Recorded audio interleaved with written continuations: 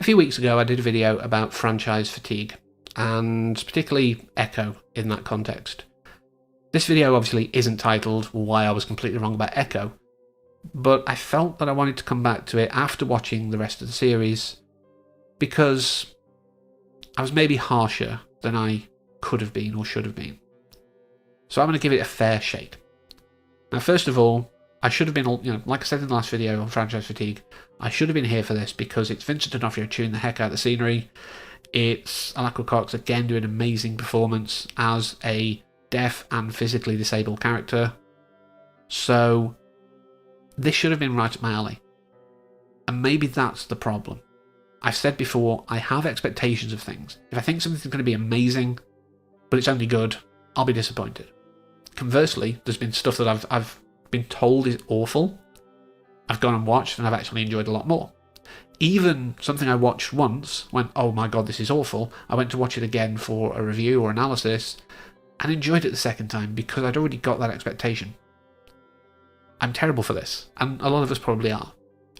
But, again, I think I was harsh. I think, taken on its own merits, Echo is a fine series. It's not amazing, I'm not saying that at all, again.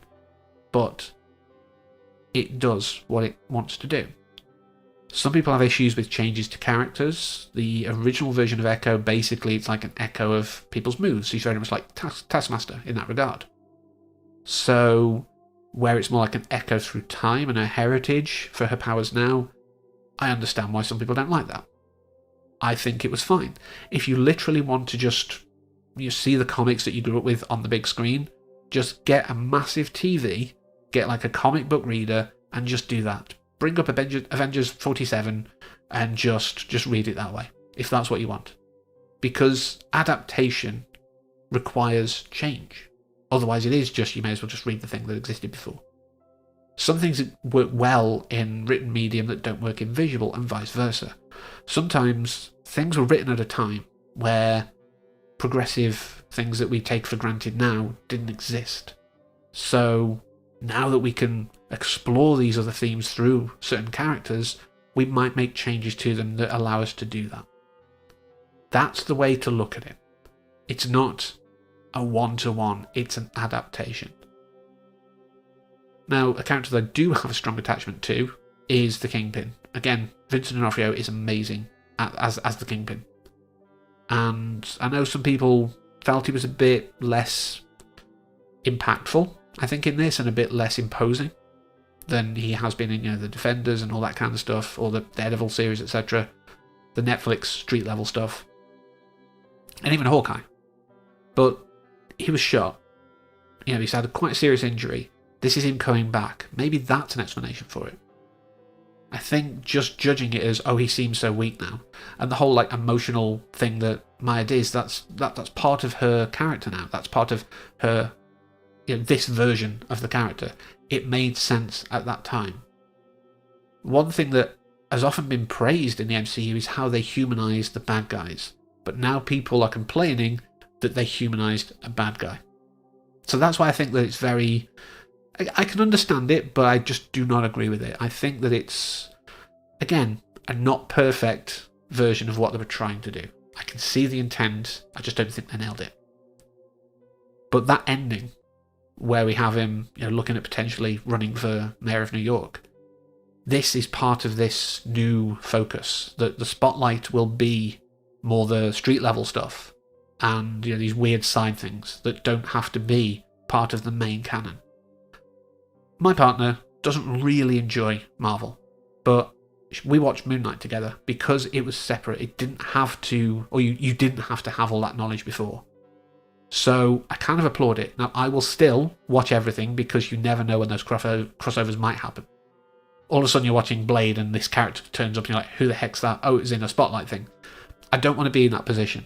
So I still do think there's a lot of homework and it's frustrating, but I will do it. But I will do it at a pace that works for me. But I do think this drive to turn these street-level things into their own thing is a good idea. And it does look like they're putting Wilson Fisk, the Kingpin, at the core of it. He's very much a street-level. He's not big spandex and weird superpowers. He's kind of durable and he's kind of strong. But he's generally just a businessman.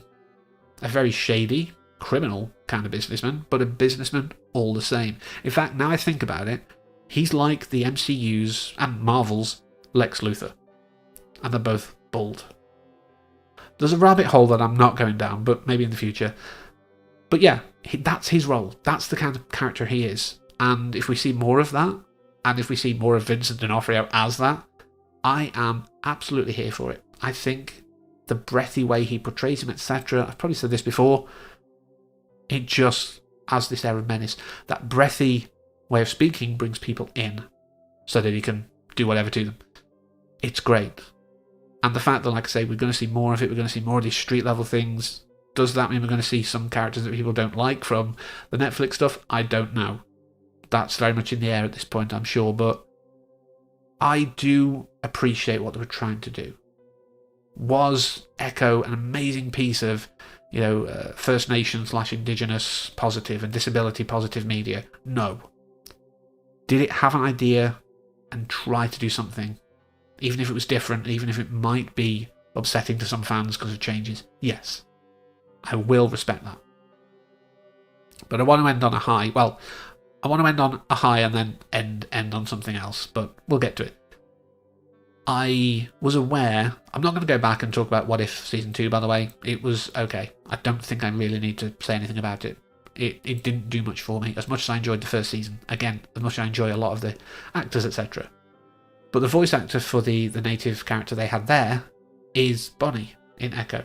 Just as a little aside, in case you didn't know. They're not the same character, they're not linked at all, it's been confirmed. It was just, we've got her on the books, why not? But the thing I want to end on is tomorrow, as of this going live, which will be the Saturday the 6th of April 2024, in case you're watching in the future, just to cover all my bases there. I'll be doing my second monthly stream. Annoyingly, it's my birthday. I say that because I don't like to work on my birthday, but I already planned to do it on the Saturday, like the first Saturday of the month. I'm not changing it, even though it's the second one, I could move it around, but let's just do it. There is a sidebar to this, though. My computer is being weird and occasionally shuts down. It looks like it's a power problem, so I'm having it sent in to get a new power supply and why not a graphics card while I'm there. Treat myself a little. So, yes, I will be streaming this Saturday at 4 PM. Saturday, 6th of April, 2024. But it might look a little different. So, bear with me. I'm going to do what I can with it. I'm going to have a focus for these videos moving forward as well, or for these streams, should I say. I want to have them as an update, all that kind of stuff that I said before, but maybe like some concepts that I think of, like during the intervening month that I might want to discuss and get chat ideas of.